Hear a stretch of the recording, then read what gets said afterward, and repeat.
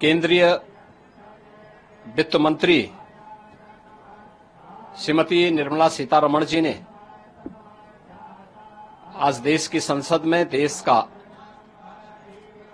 2025-26 का आम बजट प्रस्तुत किया है। यह आम बजट विकसित भारत के संकल्प को साकार करने के लिए उठाए गए ठोस कदमों की एक आधारशिला है। प्रधानमंत्री जी ने ज्ञान का बजट बताकर 4 अक्षरों में से परिभाषित किया है। जी फॉर गरीब, वाई फॉर युवा, ए फॉर अन्नदाता और एन फॉर नारी शक्ति। यानी इन 4 महत्वपूर्ण आयामों को ध्यान में रख करके एक विकसित भारत के लिए आत्मनिर्भर भारत का निर्माण करना है।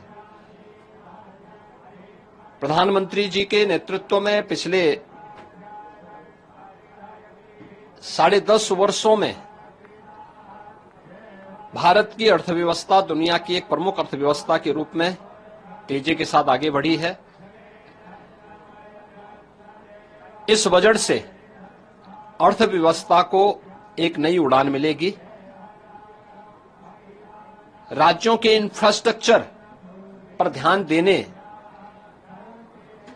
के लिए जो ब्याज मुक्त लोन देने का प्रावधान किया गया है, मध्यम आय वर्ग के लिए राहत देते हुए टैक्स की रिबेट में छूट देने का जो कदम उठाया गया है, ये सभी स्वागत योग्य हैं। मछुआरों के लिए स्पेशल इकोनॉमिक जोन, डेयरी और मत्स्य पालन के लिए 5 लाख तक कर्ज, सस्ते ब्याज पर किसानों को कर्ज, कपास प्रोडक्शन मिशन, सब्जी फल की पैदावार बढ़ाने पर बल और आंगनबाड़ी 2 प्रोग्राम के ऐलान की घोषणा गरीबों को, किसानों को और महिलाओं के लिए अत्यंत लाभकारी साबित होंगे।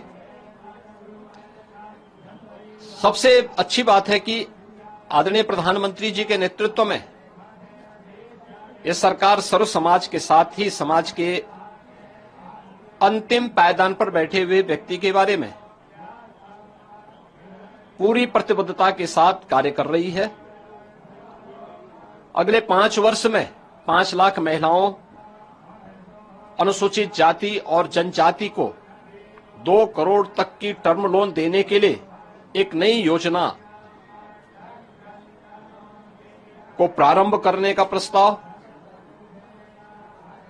जिज्ञासा, नवाचार और युवा मस्तिष्क के लिए वैज्ञानिक सोच बढ़ाने की दिशा से अगले 5 वर्षों में 50,000 अटल टिंकरिंग लैब की स्थापना, ग्रामीण क्षेत्र के सभी सेकेंडरी स्कूलों और प्राथमिक स्वास्थ्य केंद्रों में ब्रॉडबैंड कनेक्टिविटी उपलब्ध करवाने, ये सभी महत्वपूर्ण कदम हैं।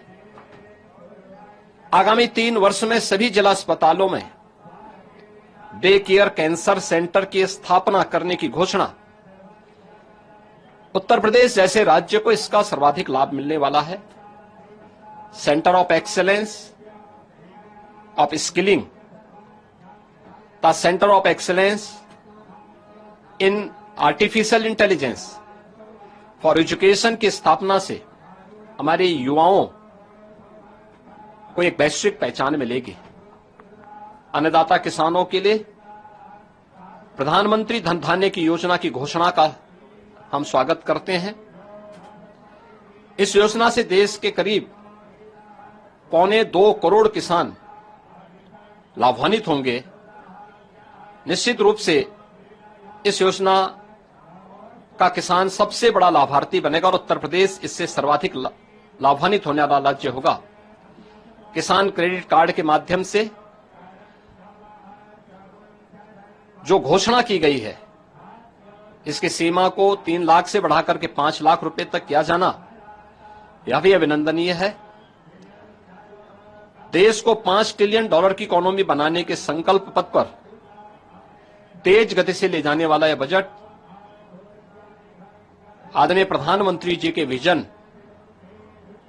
को और आगे तेजी के साथ बढ़ाने का, तीसरे टर्म में